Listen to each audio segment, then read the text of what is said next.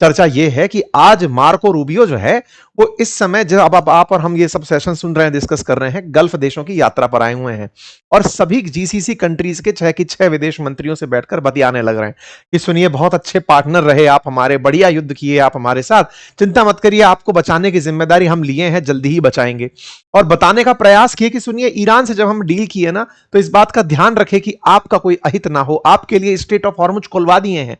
बोले सर, वो जो $300 बिलियन का कह दिए हैं, आप लगाएंगे नहीं तो किससे लगवाएंगे? बोले इस पर अभी नहीं बतियाएंगे, बाद में देखेंगे, पहले तुम्हें यह तो बताएं कि तुम्हारा कितना नुकसान हुआ। मतलब समझिए, पहले तुड़वाए इन लोगों को पटक के, फिर जबरदस्त तरीके से जब नुकसान हो गया कि चलिए साहब देश पूरी तरह से धराशायी हो गए। मैं आपको बताऊं, इनकी जीडीपी का अनुमान गिरा दिया गया है, ग्रोथ रेट 4.4% से उठा करके 1 पॉइंट समथिंग कर दी गई है। क्यों? क्योंकि उठा करके पीटा गया है। मतलब ये समझिए कि लड़ रहे थे अमेरिका और ईरान और मार इनकी हुई है 83%। मतलब ये समझिए कि इस पूरे जंग में जो हमले झेले हैं, 100 अगर टोटल ईरान के रिटेलिएशन हुए तो 83% जीसीसी कंट्रीज पर हुए हैं। इसका मतलब ये बेचारे जब अमेरिका को पहले से ही हाथ जोड़ रहे थे कि प्रभु ईरान पर गोला मत दागिएगा, उसका नेचुरल टारगेट हम होंगे, तो अमेरिका ये समझ चुका था कि जब तक तुम्हारे ऊपर गोला नहीं गिरेगा तुम हमको पैसा कैसे दोगे।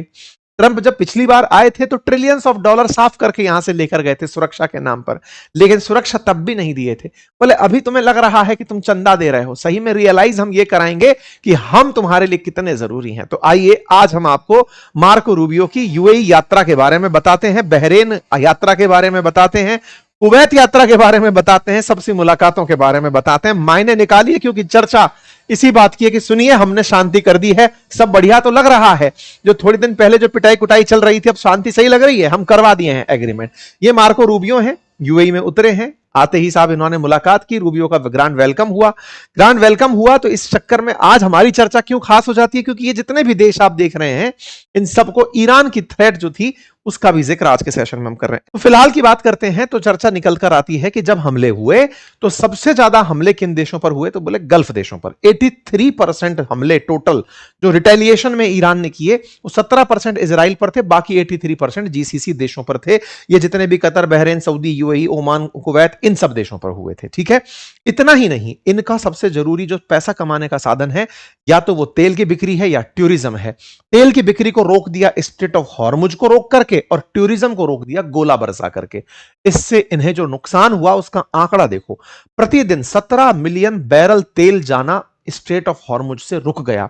आंकड़ा बताता है कि लगभग इन 6 देशों को $2.2 ट्रिलियन का नुकसान हुआ है इस पूरी जंग के दौरान। टूरिज्म की तो बात ही मत करिए, जहां 1 और 2024 के अंदर अगर आप आंकड़ा देखेंगे कि टॉप 10 दुनिया के अंदर टूरिज्म डेस्टिनेशन कौन सी रही, तो अब 6ठे नंबर पर सऊदी अरेबिया, क्योंकि यहां पर मक्का मदीना है, और 8वें नंबर पर यूएई का नाम आता है। जिन देशों ने दुनिया का इतना टूरिज्म पाया हो, जो टूरिज्म से बढ़िया बिलियंस ऑफ डॉलर कमाते हो, उन देशों के टूरिज्म को इन हमलों ने बुरी तरह हिट किया।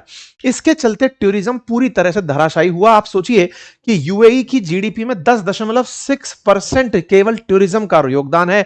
बहरेन की जीडीपी में 10.6% जो योगदान है वो टूरिज्म की वजह से आता है। इस तरह की हरकतों ने इन देशों की तरफ टूरिस्ट का आना रोक दिया। इतना लंबा इन्वेस्टमेंट लोग करके यहां बैठे हुए थे, बढ़िया बढ़िया होटल्स चल रही थी, घरों में लोग निवेश कर रहे थे, सबका नुकसान हुआ। अकेले यूएई के अंदर अगर हम बात करें तो 10.6% का जीडीपी, सॉरी, टूरिज्म को नुकसान उनकी जीडीपी को 20% के आसपास ओवरऑल नीचे ले गया, क्योंकि निवेशक भाग गया। ऐसे में गल्फ टूरिज्म को $247 बिलियन का सीधा सीधा उस युद्ध के दौर में नुकसान होने की खबर निकल के आना शुरू हो गया था।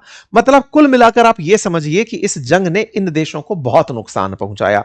इसकी वजह से आप देखें तो यह आंकड़ा लिखा है 4.4% से 1.3% इनकी ग्रोथ रेट नापी जा रही है, कि आपकी जो ग्रोथ है ना वो अनुमानित है वर्ल्ड बैंक के अनुसार 2026 में आप 4.4% की दर से नहीं बढ़ेंगे, 1.3% की दर से बढ़ेंगे। आर्थिक आंकड़े धराशायी हो गए। कतर का ऊर्जा राजस्व का नुकसान तो इतना हुआ है कि जो गैस इंफ्रास्ट्रक्चर तोड़े गए थे ना ईरान द्वारा, उनकी वजह से $20 बिलियन साल का नुकसान होगा। असल में हुआ ये ना, अमेरिका ने इन लोगों का इतना नुकसान करवा दिया कि जब वो ईरान को बोला कि तुम्हें $300 बिलियन का इन्वेस्टमेंट दिलवाएंगे, हमें लगता है इन्हीं देशों से दिलवाएंगे, और ये कहकर दिलवाएंगे कि देखो भाई, जब तुम इतना बड़े बन गए हो, ईरान तुम्हारे यहां पर नुकसान करने आएगा तो वैसे ही बहुत नुकसान हो जाएगा, बेहतर है कि अभी पैसा देकर के मुक्ति पाओ। ये सारी चीजें, युद्ध से 80% ऑक्यूपेंसी जो पर्यटन की पहले जो हुआ करता था होटल्स के अंदर, युद्ध के पहले 80% तक होटल भरी रहती थी यूएई के अंदर, अब 10% ऑक्यूपेंसी चल रही है। प्राइजेस हैं वो बढ़ गए हैं, फ्लाइट की 30%, 30,000 से ज्यादा फ्लाइट्स रद्द हो चुकी हैं। इन सब को करने वाला कौन? अमेरिका। क्यों ऐसा बोल रहा हूं? क्योंकि जब अमेरिका और इजराइल मिलकर ईरान को धमकाने लग रहे थे कि हम तुम्हारे न्यूक्लियर वेपन को नहीं बनने देंगे, कोई टारगेटेड का, भाई ऐसा समझिए कि ऐसा तो हुआ नहीं था कि अलकायदा ने उठा करके अमेरिका पर हमला कर दिया हो, चलो अब तो बदला लेने जाना है। बदले का कोई कारण ही नहीं था। ईरान ऐसा कोई हमला किया ही नहीं जिसकी वजह से उस पर हमला बोला जाता। लेकिन ट्रंप को इजराइल बार बार कन्विंस करके चल रहे थे कि हमें ईरान पर हमला करना है। अब ईरान पर हमला करना है तो ट्रंप को क्या बेचा गया होगा कि देखो सर, अगर आप हमला करने चलोगे ना, आपको और पैसे मिलेंगे, आप तो फाइनली फायदे में रहोगे। ये देश बार बार जाकर ट्रंप को मना करके आते। आपको याद है शुरुआत में भी ऐसा माहौल बन गया था जिसमें जीसीसी कंट्रीज ने कहा हम अपने बेसिस को यूज नहीं करने देंगे, अगर आप हमला करेंगे तो वो हमसे बदला लेगा। उसके बावजूद भी, ये तो कटिंग्स है ना, अपन ने तो चर्चा की है कि गल्फ देशों ने, टर्की ने, इन सब ने आज से 5 महीने पहले मना किया था कि सर हमला मत करो। 15 जनवरी की कटिंग है, ये सब जाकर के मना करे थे ट्रंप से कि रहने दो साहब। इवन इन्होंने, खमनेई साहब ने उस समय यह कहते हुए कह दिया था कि देखो, अगर आपने हमला किया हम पर तो हम बदला इनसे लेंगे। सब कुछ क्रिस्टल क्लियर था, लेकिन फिर भी यूएस और इजराइल ने हमला किया। इसका मतलब यूएस इजराइल का ईरान पर हमला कुछ आगे की सोच करके था। मतलब जो इन लोगों ने ट्रंप की यात्रा पर 2025 में $1 ट्रिलियन दिए थे ना ट्रंप को, इवन हवाई जहाज तक दिया था। $1 ट्रिलियन सऊदी की तरफ से, कतर की तरफ से दिए थे। कतर ने तो भाई साहब इनको हवाई जहाज तक दिया था, ये रहा हवाई जहाज। अमेरिका ने हाल ही में इसको लॉन्च करते हुए दिखाया है एयरफोर्स 1 के नाम से, कि ट्रंप के अब बेड़े में एक एयरफोर्स 1 और शामिल हो गया। कतर से तो गिफ्ट में लेके आए थे पिछले साल, तो वो वाला हवाई जहाज भी। मतलब इन लोगों के पास इतना पैसा था कि ये लोग अमेरिका को पहले पैसे दे करके खुद को अमीर महसूस कर रहे थे, ये कहते हुए कि चलिए आपको हमने दान दिया, गिफ्ट दिया। ट्रंप अमेरिका ने कहा सुनिए, ये जो पैसा लेके जा रहे हैं ना, ये आपकी सुरक्षा का पैसा है, आपको भविष्य में पता चलेगा क्यों दिए हो आप, लेकिन अगर गलत फहमी है तो चलो मैं करके तोड़ के दिखाता हूं। तोड़ दिए साहब। अब आए मार्को रूबियो, आकर के पहुंचे हैं, इन लोगों को समझाने लग रहे हैं कि चिंता मत करिए, आपकी सुरक्षा के लिए हम हैं। आते ही पहले ढांढस बंधा रहे हैं, चिंता मत करिए, आप लोगों ने बहुत अच्छे मित्र की तरह भूमिका निभाई, मैं आप लोगों को धन्यवाद देता हूं। आप लोग जिस तरह से करेज और रेजिलियंस के साथ खड़े रहे और अपना कमिटमेंट दिखाते रहे, यह दर्शाता है कि आप बहुत आगे जाएंगे। असल में यूएई और अमेरिका के बीच में, या फिर इन गल्फ देशों और अमेरिका के बीच में ज्यादा व्यापार नहीं होता है। व्यापार होता है डिफेंस इक्विपमेंट खरीदने का, यानी कि बायलैटरल ट्रेड के नाम पर डिफेंस इक्विपमेंट खरीदे जाते हैं। अगर हम यूएई की बात करें तो वो $50 बिलियन के आसपास का व्यापार 2024 में किया था अमेरिका के साथ। लेकिन गल्फ देशों के लिए, मतलब लेकिन हॉर्मुज में या इस पर्शियन खाड़ी में बड़ा बेस देकर अमेरिका को चल रहा था। अल दफरा एयरबेस आबू धाबी के अंदर यूएई का जो बेस है उसमें यूएस फोर्सेस थी, और ऐसे ही जबेल अली जो पोर्ट है, जो पोर्ट बंदरगाह जो है, उसके ऊपर भी अमेरिकी नेवी डटी हुई थी। तो ये इस तरीके से अपने यहां पर 3,500 से 5,000 सैनिकों को रोक कर बैठे थे और उनके लिए इस तरह की सुविधाएं मुहैया करा रहे थे। अभी आपने कुछ दिन पहले खबर सुनी होगी, मैंने भी आपके साथ साझा की थी कि यूएई भारत से ब्रह्मोस और आकाश तीर चाह रहा है। अमेरिका को लगा कि यार ये लोग कहीं इधर उधर छटक ना जाएं, अब तो चलो भेजो रूबियो को, जाओ बेटा रूबियो, जाकर समझा कर आओ कि वहां पर उन लोगों को बताओ कि देखो भागना नहीं है, हम मरवाए थे आप लोगों को, लेकिन अब सुरक्षा के नाम पर कहीं जाकर पता चले चाइना को आप अपने सरपरस्ती में ले कि सब अब हमारी रक्षा आप करिएगा।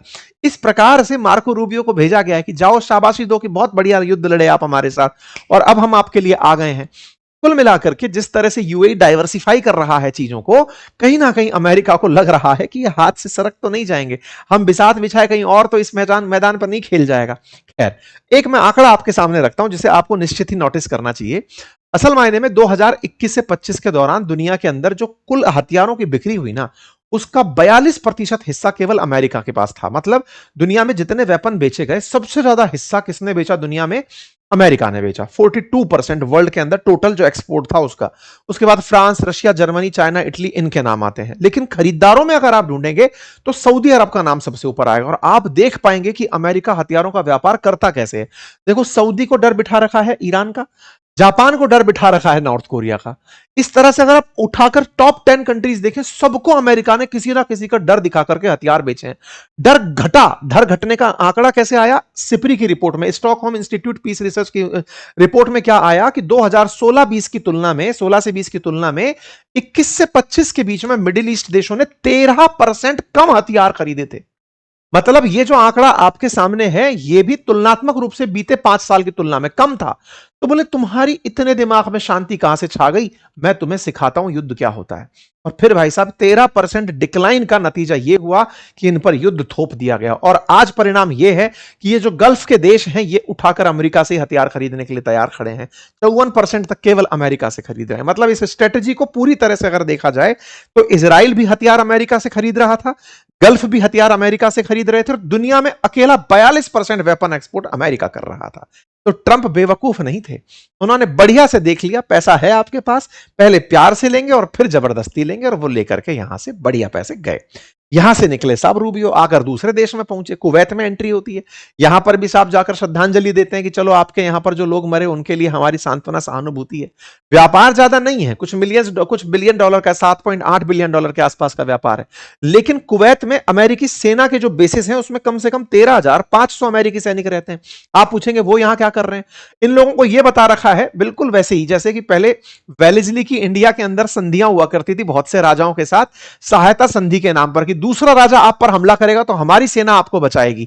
और इस तरह से उसने सबको अपना गुलाम बना लिया था। बिल्कुल इन गल्फ देशों के साथ अमेरिका ने वही कर रखा है। सब देशों में अपने बेसेस बना रखे हैं कि तुम्हारी ऊपर अगर ईरान हमला करेगा तो हम तुम्हें बचाएंगे। और आज उस ईरान से जाकर खुद दोस्ती कर लिए, जाकर के उसके साथ डील कर लिए कि सुनो अब इनको आप ही देख लेना जो करना है। तो कुवैत जो है वो अपने यहां पर 13,000 अमेरिकी सैनिकों को खुद की सुरक्षा के लिए बिठाकर भी फिर मार खाया। तो ये कितना बड़ा दुर्भाग्यपूर्ण है। खैर, अमेरिका तो अमेरिका है। इसके बाद ये यहां से निकलते हैं, बहरीन पहुंचते हैं। बहरीन को भी यही समझाते हैं कि सुनिए, आपके साथ हमारा व्यापार तो ज्यादा नहीं है, लेकिन फिर भी आपकी हमारे यहां पर बड़ी फोर्सेस रहती हैं और उनके साथ आपका और हमारा व्यापार चलता रहता है। कुल मिलाकर के इन सबसे मुलाकातों के बीच फिर ये यहां से निकलते हैं और मुलाकात बहरीन में जीसीसी के बाकी सभी विदेश मंत्रियों को बुलाकर करते हैं। बुलाते हैं जीसीसी के अंदर UAE, Saudi Arabia, Qatar, Bahrain, Kuwait, Oman, इन सब के विदेश मंत्रियों को, और उनके साथ आज ही ये बैठक करते हैं और उनको समझाते हैं कि सुनो, हमने ईरान से क्या डील की है।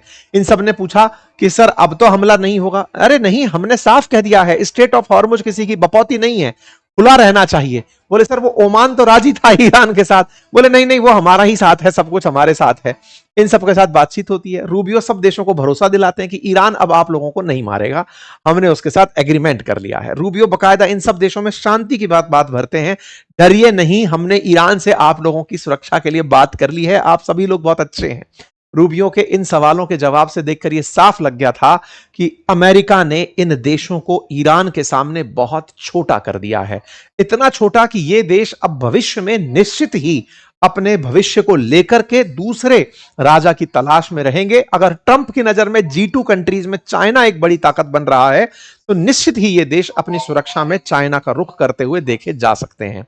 बाकी आप लोगों को इस विषय पर क्या लगता है, जरूर अपनी राय कमेंट बॉक्स में बताइएगा। जिसका हाथ अमेरिका ने पकड़ा हो उसके वो मित्र रहें, ये क्या गारंटी है, ये आप जरूर बताइएगा। फिलहाल के लिए इतना ही। चैनल पर नए हैं तो सब्सक्राइब कर लीजिए, साथियों के साथ अवश्य साझा करिए। धन्यवाद।